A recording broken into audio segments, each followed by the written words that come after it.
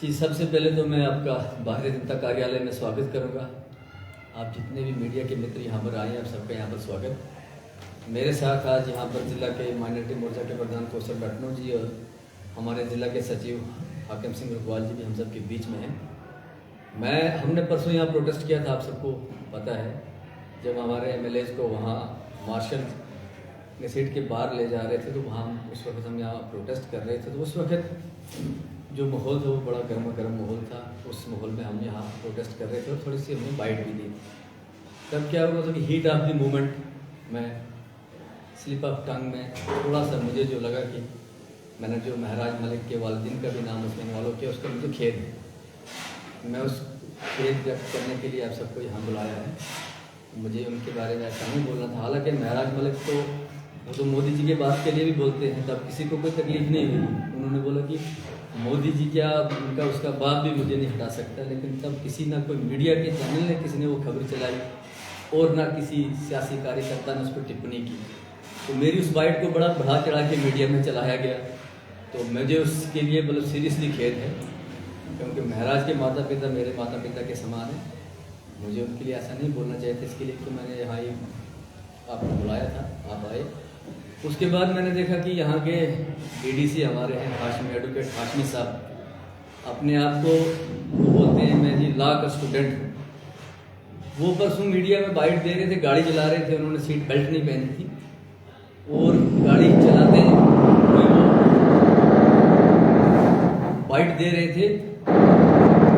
और मैं उनको पूछना चाहता हूँ कि आपने कौन सा लॉ पढ़ा और किस किताब में ये लिखा है कि आप विदाउट बेल्ट गाड़ी चला रहे हैं और वीडियो बना रहे हैं।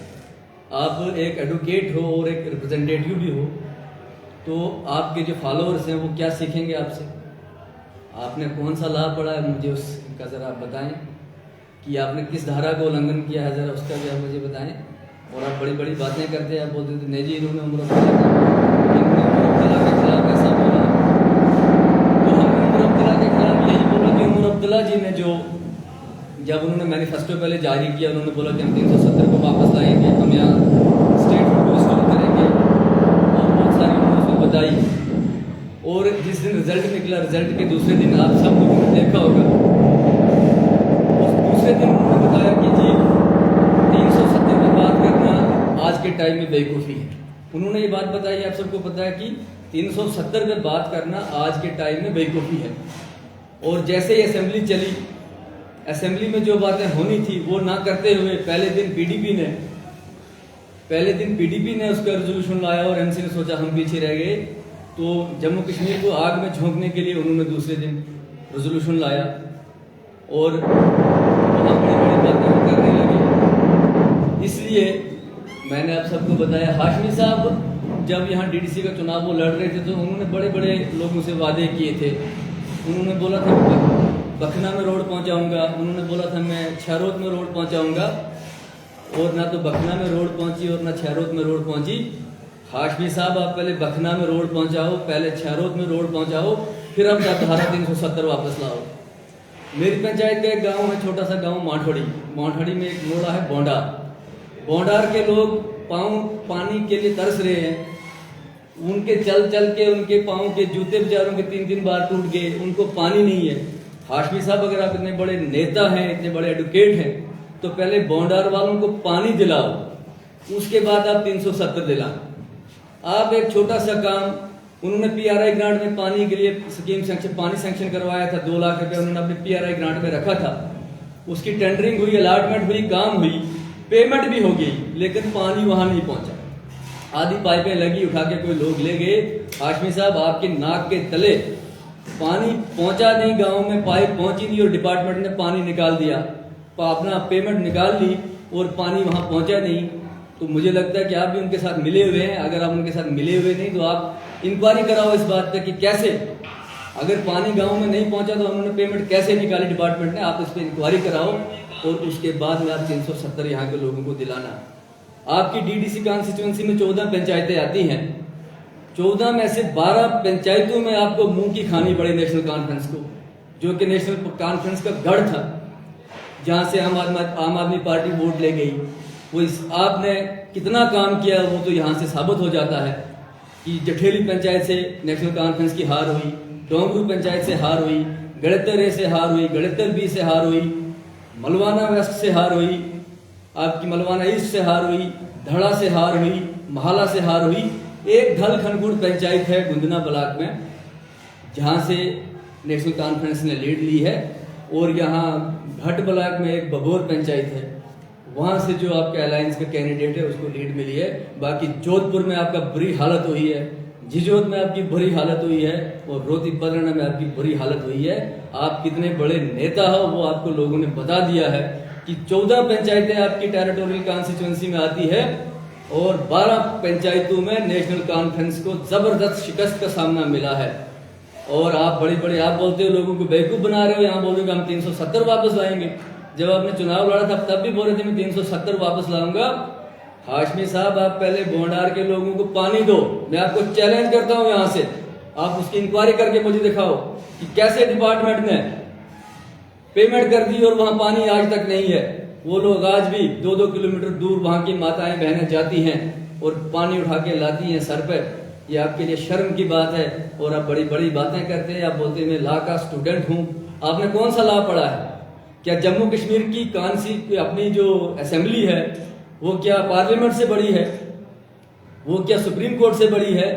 जब पार्लियामेंट ने 370 को उखाड़ फेंका, आपने यहाँ बड़ा शोर हंगामा किया, आपके बड़े बड़े वकील सुप्रीम कोर्ट पहुंचे कि ये चीज गैर कानूनी हुआ, कॉन्स्टिट्यूशन के खिलाफ हुआ। आप सुप्रीम कोर्ट में गए, वहां 2-3 साल वहां सुनवाई हुई, और आखिरकार सुप्रीम कोर्ट ने उस पर मोहर लगाई कि पार्लियामेंट का जो फैसला है वो बिल्कुल सही है। और आप सुप्रीम कोर्ट से बड़े हैं क्या? जम्मू कश्मीर यूनियन टेरिटरी की असेंबली सुप्रीम कोर्ट से बड़ी नहीं है और ना पार्लियामेंट से बड़ी है। आप यहाँ के लोगों को मत भड़काओ। यहाँ के लोग 5 अगस्त 2019 के बाद बड़े चैन से जी रहे हैं, अपना कामकाज कर रहे हैं। कोई दंगा फसाद यहाँ नहीं हो रहा, वो आपको हजम नहीं हो रहा है। यहाँ कोई हड़ताल नहीं हो रही, वो आपको हजम नहीं हो रहा है। यहाँ कोई ऐसी पत्थरबाजी नहीं हो रही, वो आपको हजम नहीं हो रही है। यहाँ मिलिटेंसी में जो बड़ी सारी मिलिटेंसी यहाँ घटनाएं होती थी उनमें बहुत सारी रोक लगी है, वो आपको हजम नहीं हो रहा है। आपने वादे किए थे कि हम 200 यूनिट बिजली फ्री देंगे, आप उस पर बात करो। आपने वादा किया था कि हम राशन 10 किलो फ्री देंगे, आप उसको इम्प्लीमेंट करो। आपने बोला था हम 12 सिलेंडर फ्री देंगे, आप वो दो लोगों को।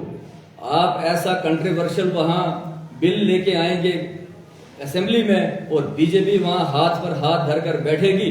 ये हम और या आपका यहाँ का डोडा के एमएलए की आप बड़ी पैरवी कर रहे थे जब उसने यहाँ नेशनल कॉन्फ्रेंस के लीडर अपने खालिद सोहरावर्दी साहब जो मस्जिद के इमाम भी हैं, उनके लिए उन्होंने ऐसे अपशब्द बोले। अपने मजीद वानी साहब के लिए जो यहाँ पर 2 बार एमएलए रहे हैं, कैबिनेट मिनिस्टर रहे हैं, उसके लिए जब उन्होंने इतने अपशब्द बोले, ऐसे अभद्र भाषा का इस्तेमाल किया, तब आपकी जबान पर ताला लगा था।